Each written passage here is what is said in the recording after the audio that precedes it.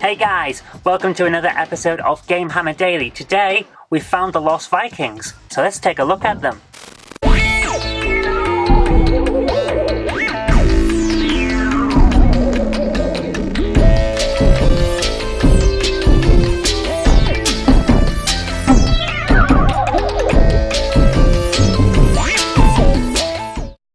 I first encountered the Lost Vikings when visiting a friend who had just been given a PC that came with a CD-ROM drive built in, the first time that I'd seen a CD-ROM in a computer.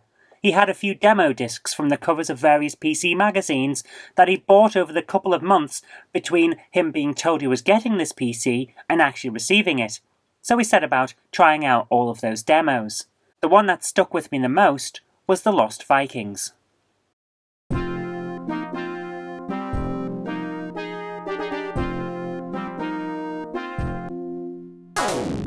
At its heart, this is a simple puzzle platformer. You control 3 Vikings, each with different strengths and abilities. Eric is fast and can jump long distances, plus he can stand on the shield of his friend to jump up and reach higher platforms. Olaf is strong and can resist enemy fire, as well as blocking enemy progression and even glide through the level using his shield as a parachute. The final Viking is Balog, who has a sword to attack enemies, a bow to attack enemies from a distance, and he can even use his bow to press switches that would otherwise be inaccessible. These 3 Vikings have to work together to progress from the start of the level to the exit, sometimes combining their abilities in order to solve puzzles, but mostly by using one of their abilities to enable the group as a whole to progress. Beginning on a spaceship surrounded by weird aliens with even weirder names, you have to guide the Vikings to a portal that will get them off the ship. From there, you pass through a series of increasingly wacky environments until you finally get your Lost Vikings home. Sounds simple enough, right? Well, let's see. The puzzles do start off simple enough, but quickly they progress to being quite obtuse. Regardless of this, the game remains a lot of fun, and if you're a fan of puzzle games, you'll find a lot to enjoy with this one. I know I did. It sucks you in, and it's easy to lose track of time when you just want one more try at a level, because you know you've got it worked out now, and you'll be able to solve it this time. The game was released on a number of platforms, the IBM PC as I've already mentioned, plus the Mega Drive, the Super Nintendo and the Amiga. Today we're going to look at the PC and SNES versions because the PC is the one that I first played and the SNES version is the one that I actually have a copy of now. So, let's begin with the PC version. The Lost Vikings arrived on PC at the time when the PC began to compete on a level playing field with consoles and the Amiga. Graphically, this is a wonderful representation of the game, and the sound, thanks to Sound Blaster, is fantastic as well. The puzzles are all here, and they're all functioning in much the same way as on the console version. Even the passwords are the same. This is essentially the Super Nintendo version of the game, played on a PC. If you want to play this game, but you don't have a console or you can't find the cartridge, the PC version is more than adequate.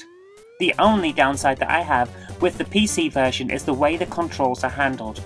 The action buttons are all clustered around the left side of the keyboard, so you press E, D and S to perform most actions. That's fine once you know where the controls are, but it is a little fiddly to get used to, and I regularly ended up pressing the wrong key at the wrong time, which caused my Vikings to eat food and therefore waste food when they were supposed to be doing other things like jumping or attacking. If you can get past the clunky controls, The Lost Vikings is a brilliant game on the PC. I loved it back when I was playing the demo at my friend's house, and it has held up remarkably well when I came back to it for this review. But the PC isn't the version that I tend to come back to these days when I'm looking for some hot Viking action. Last year, I came across a copy of The Lost Vikings for Super Nintendo, and I didn't miss a heartbeat when grabbing it for my collection. I first played the SNES version at a friend's house in secondary school. He was the only person I knew who had a Super Nintendo. Everyone else that I knew had gone for the far cooler Mega Drive because that's what literally everyone else at school was talking about at the time. The console wars was something that we only heard about in magazines when I grew up. Sega had taken over the Northeast very early on thanks to the Master System, and the amazing effect that Sonic had on the gaming landscape. Nintendo never stood a chance. So my first introduction to the Super Nintendo was through the Lost Vikings. My friend and I had chosen this game to play because he liked it and I was familiar with it from playing the PC demo. I remember at the time being amazed at how similar it was to the PC version, both in graphic quality and in sound, thanks to having heard the PC version through my friend's Sound Blaster card. And to assess the impact of this, you've got to remember that I grew up on the Amstrad CPC, so graphically console games looked pretty similar to the Amstrad, although they did tend to have a little bit more depth to them in terms of sound and far better controls. Also, they tended to move quicker. So when I saw that the PC was working the same as the Super Nintendo, I was actually quite blown away. Because computers and consoles, in my experience, they'd never been similar. But here it was. If you played the PC version using the inbuilt speaker, you were going to be blown away by the SNES version, and that was to be expected because the PC speaker wasn't great. But aside from that, the PC and the console version, wow, they were so similar. That was quite a big deal at the time. Functionally, however, the Super Nintendo version is the superior version. The controls are simpler and more refined.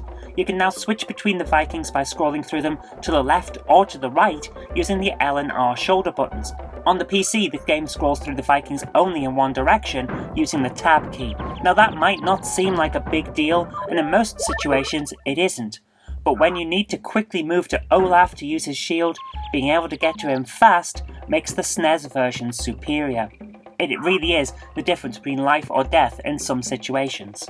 In addition, the main controls are all right there on the controller and they're easily accessible. It's still possible to accidentally press the wrong button and waste your food, but this happens a lot less than it does on the PC version because the control layout is more intuitive and the use button for using the food is as far away from the jump button as you can get it. So if you want to play the Lost Vikings and you have access to a Super Nintendo, I cannot recommend this version highly enough. It is great. Now there are two other versions of the game available, one on the Mega Drive and one on the Amiga. I've not covered these in this review because I have no personal association with them. They aren't the versions I played as a kid and they aren't the versions that I have now. I have checked out both on YouTube and they both do look great.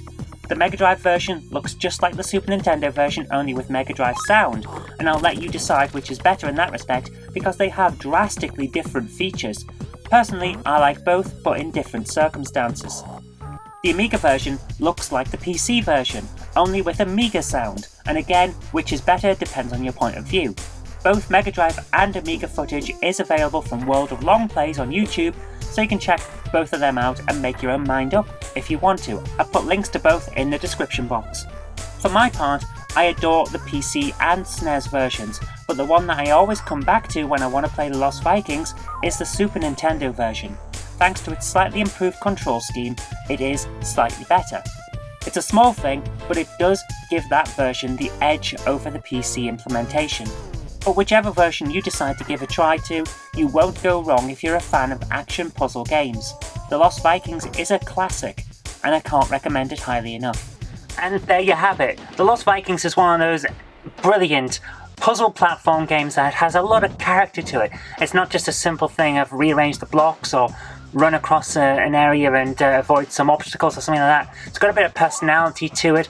It's one of those games that will keep you coming back because you want just one more try, because you know you're good for it this time, you know you can finish it this time. It's that kind of game, and as a result it pulls you in. It's a lot of fun to play, it's got a lot of quirkiness to it, a bit of personality, and that's what you want. That's what you want for a memorable game.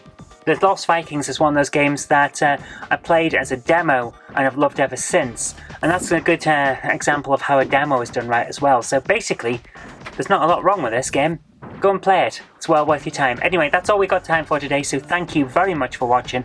I hope you did like this, and if you did, remember to click that like button, share it with your friends so that they'll know a good game when they see it, and do subscribe for future videos because there will be more in the future.